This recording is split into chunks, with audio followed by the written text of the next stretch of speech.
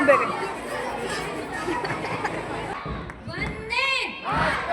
वंदे इनकलाब इनकलाब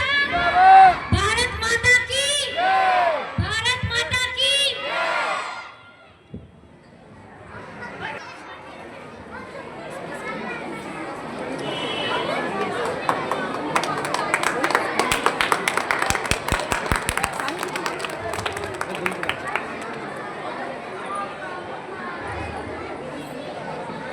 हाँ नहीं इसमें तो है। मिस्टर साहू जी प्लीज मंच पर आइए। अब मैं आग्रह करती हूँ इंचार्ज मैडम से कि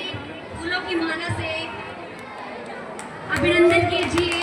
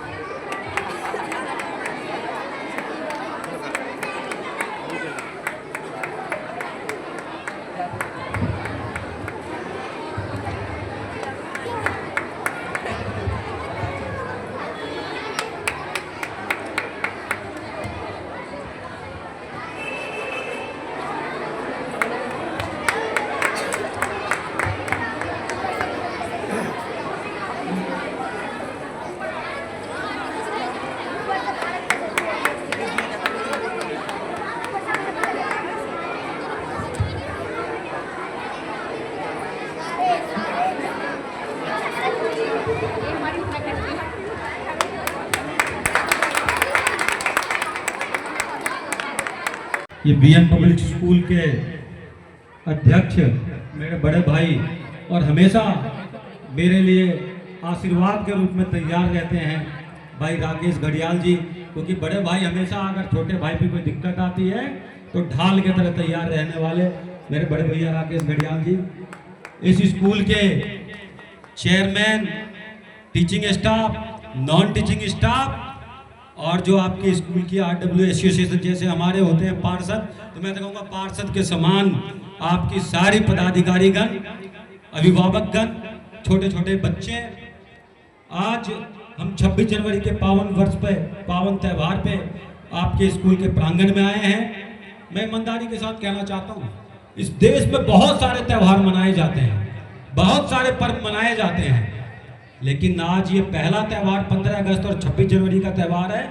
जो पूरे देश में एक ही साथ और एक ही दिन मनाया जाता है। ना तो यहाँ क्षेत्रवाद आता है, ना जातिवाद आता है और ना कोई धर्म की आड़ आती है बीच में। तो 26 जनवरी की आप सभी को बहुत बहुत बधाई, बहुत बहुत शुभकामनाएं। और पूरे ईमानदारी के साथ कह रहा हूँ, अगर आपको कहा जाए कि एक परिवार के लिए आपको कानून बनाना है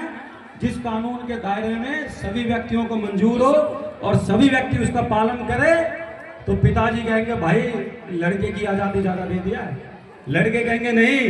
पिताजी को आजादी ज्यादा है। लेकिन एक ऐसा संविधान, एक ऐसा कानून जो पूरे देश में बहुत सारे राज्य हैं, बहुत सारे जिले हैं और सभी व्यक्तियों को एक जैसा कानून जिसको मानने के लिए सभी व्यक्ति बाध्य हो, इसके लिए उस संविधान के निर्माता को और उस संविधान के निर्माता में जितने व्यक्ति थे उन सभी को और आप सभी लोगों को बहुत बहुत धन्यवाद, बहुत बहुत आभार, जिन्होंने इस सुंदर संविधान को स्वीकार किया और आज तक मान रहे हैं। मैं कहना चाहता हूं, हम सब के भी अपनी एक माँ है और अपनी माँ के बारे में अगर कोई व्यक्ति कुछ बोल दे तो लोग कहता है सब चीज बर्दाश्त है, मेरी माँ के बारे में कुछ बोल दिया ये बर्दाश्त नहीं करूंगा। और हम सबकी माँ के ऊपर भी एक माँ है और वो माँ है भारत माँ। अगर उस भारत माँ के बारे में कोई व्यक्ति बोले तो ये हमारा खून जरूर खोलना चाहिए, जरूर उबाल मारना चाहिए, क्योंकि भारत वो शक्ति है, वो माँ हमारी एक ऐसी शक्ति के रूप में है जिसके लिए हम सभी लोग रात दिन तैयार रहते हैं। सैनिक हमेशा तैयार रहता है, बॉर्डर पे रहता है, और आज हम जब घर में आराम से सोते हैं तो उस भारत माँ की रक्षा के लिए और हमारी रक्षा के लिए सैनिक हमेशा सरहद पे तैयार रहते हैं। तो एक बार अपनी दोनों मुस्कानों को बंद करके और उस भारत जगत जननी माँ भारती के लिए एक बार जोरदार उद्घोष करेंगे, भारत माता की।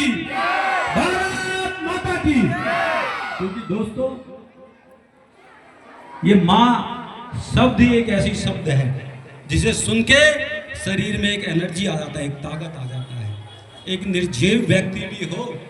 अगर उसे राष्ट्रीय गान की ध्वनि उसके कान में सुनाई देती है,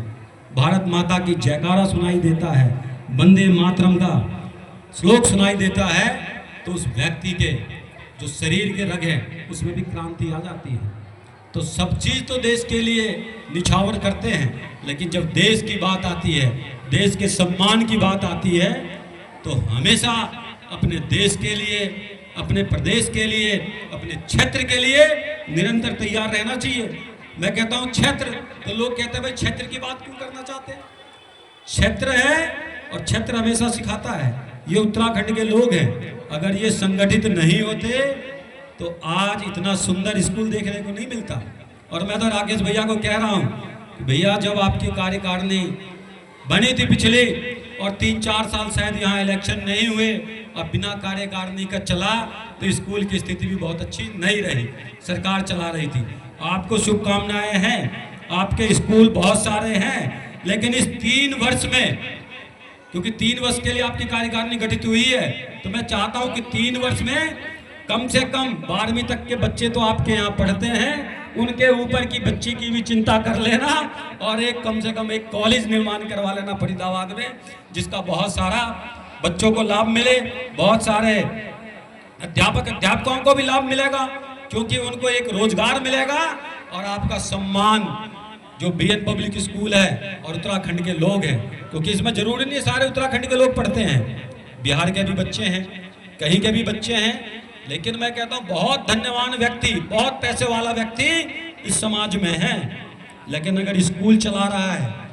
कोई शैक्षणिक संस्था चला रहा है, तो ये उत्तरांचल के लोगों की काबिलियत है, उत्तराखंड के लोगों की काबिलियत है और आप लोग की काबिलियत है। तो मैं कहना चाहता हूँ 26 जनवरी के दिन कि जोरदार ताली आप लोग अपने एसोसिएशन के लिए और अपने स्कूल की संस्था के लिए बजाइए,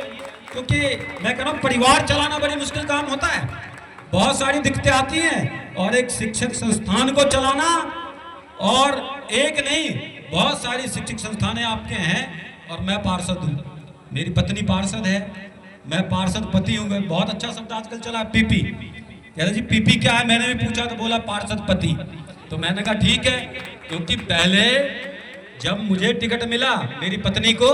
तो लोग कहते थे ये सीमा कौन है, तो लोग कहते थे भैया सीमा जो है ये सुमंत की पत्नी है।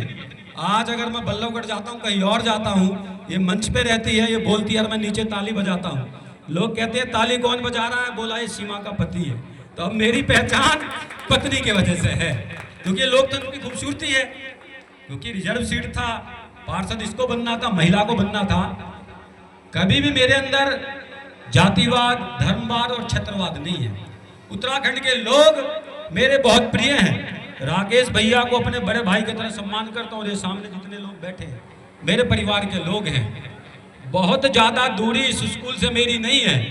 सामने नाला है जहाँ आशीर्वाद प्रॉपर्टीज है, इस खेत की दूरी है, राम सिंह नेता के फार्म से लेके और उधर का सारा वार्ड मेरा है भैया। तो वहाँ तक की सड़क जितने भी स्कूल में गया हूँ मैं, सब में कुछ ना कुछ कह के आया हूँ और दे के आया हूँ। आपके स्कूल में भी खाली नहीं जा रहा हूँ। इस जो छोटा नाला है जो राम सिंह नेता का फार्म है, 15 अगस्त को जब आऊँगा, दोनों साइड नाला और एक सुंदर सड़क के बीच चल के आऊँगा, क्योंकि उसका एस्टिमेट बनवा दिया है मैंने, और टेंडर में ये फाइल हमारी लगने वाली है, तो अगले वीक में लग जाएंगे। मार्च अप्रैल में काम चालू कर दूंगा, बरसात से पहले इस सुंदर सड़क का निर्माण कर दूंगा कि किसी भी बच्चे को और उसके अभिभावक को आने जाने में दिक्कत ना हो।